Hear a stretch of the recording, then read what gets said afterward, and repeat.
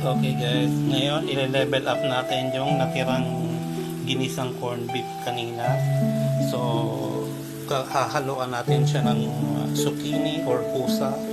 Maglalagay tayo ng dates, ng sausage. Tapos naggisa na ako dito ng kamatis para may sauce. At saka yung carrot. Nilagay ko rin ng bell pepper at saka ng dahon ng laurel. Parang lulutuin natin siya ala menudo style. Pero instead of raisins, dates ang nilagay natin. Okay. So, sayang kasi yung natirang ginisang corned beef kanina. So, i-recycle natin siya. Gagawin natin siyang style na menudo. Yan ang ating mga ingredients. Maglagay tayo na yung magic sarap, konting asin at saka paminta. So, ready na itong ano natin.